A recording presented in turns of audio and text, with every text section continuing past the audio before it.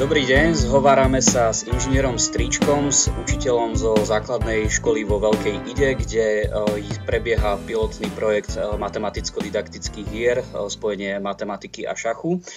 Prebieha od septembra roku 2015, kde sme navštívili vtedy túto školu a dnes v februári roku 2016 sa pýtame teda, ako sa vyvíja tento projekt na tejto škole. Takže, pán inžinier, čo máte nového v projekte matematicko-didaktických hier na vašej škole vo Veľkej Ide? Ako ste sa posunuli vpred? Čomu sa teraz venujete? Tak začali sme s tým, že deti sa postupne učili ťahy jednotlivými figurkami. Túto činnosť v podstate zvládli. Začali sme počítať príklady v obore do 20. Počítame porovnávaním hodnoty figurok, biele figurky, čierne figurky, kto má viac, kto má menej, o koľko viac, o koľko menej. Snažím sa to aplikovať v matematike. A takisto sme už začali pamäťové úlohy, kde deti dostávajú na šachovniciach, teda na veľké magnetické tabuli, pozíciu, kde je povedzme 6-7 figurok a tieto dostanú nejaký čas, za ktorý si musia zapamätať postavenie tých figur a následne na to tieto pozície na svojich šachovniciach majú postaviť.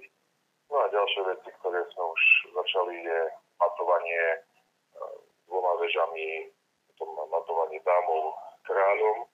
Tieto veci majú zvládnuté, no a už začali sme aj nejaké matovanie jedným ťahom. Čiže nejaké úlohy. Takže vlastne začínate od toho matovania. Skúšajú už aj hru samotnú? Ešte to nie, lebo ešte je problém nejakú taktiku a nejaké otvorenia a tieto veci. Je to ešte dosť zavčasné. To ešte by som nechal trošku na neskôršie mesiace. Dobre, potom druhá taká otázka bola teda, ja osobne, keď som navštívil tú triedu, tak bolo vidieť, že deti to veľmi bavilo. Teraz prešiel pol rok, či ten elán ešte ostal? Či sa stále na tie hodiny tak tešia, alebo už ich trošku, teda to trápenie hlavky im je ťažšie? Deti to bavia naďalej. Ja tie jednotlivé hodiny riešim tak, že vtedy na nich viacero činnosti, aby nebolo, že teraz sa venujeme 45 minút len jednej činnosti, vystriedam počas hodiny niekedy aj 3, niekedy aj 4 aktivity rozdielne zo šachu, tak aby to bolo stále niečo nové, aby to deti bavilo, aby to nebolo pre nich hlavné.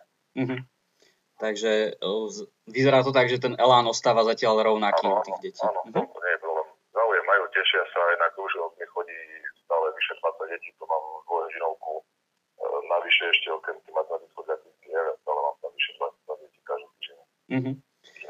Majú záujem. Rozumiem. Zaujímavá je tiež otázka, že aký majú prístup rodičia týchto detí k takejto výučbe. Či nemajú nejaké obavy, že je to na nich nejaký veľký nápor. Ako to vnímajú rodičia?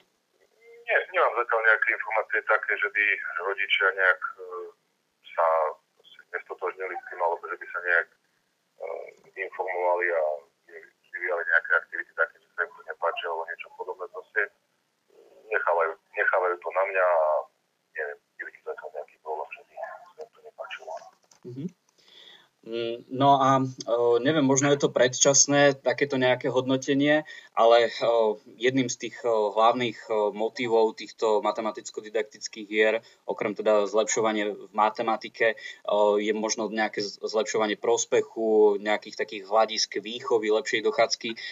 Myslíte si, že je možné niečo už pozorovať aj po tomto pol roku? Je to ťažké povedať zatiaľ, lebo človek musel mať nejaké výsledky detí z predchádzajúcich ročníkov a porovnávať ich so súčasnými deťmi a aj to zloženie detí nemusí byť každý rok rovnaké, že nemám zatiaľ dostatočné podklady tak, aby som vedel povedať, že ako to tým deťom pomohlo. Áno.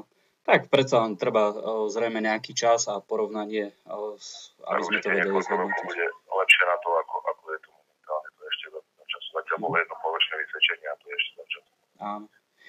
No a na záver teda otázka, vo vašej škole teda prebieha výučba v 4 triedách.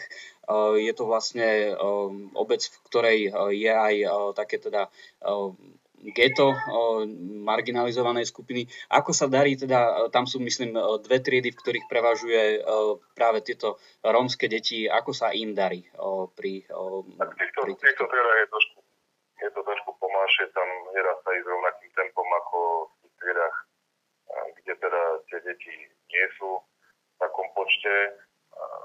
Je to tým, že tie deti proste sú ešte dosť také, by som povedal, hravé a tí zaostávajú v iných predmetoch, nielen matematike. Je to beh na dlhé trate, s nimi to nie je možné za taký krátky čas, proste, aby si to deti osvojili a to ešte potreba trošku dlhšie. Rozumiem. Dobre, tak ja vám ďakujem za rozhovor.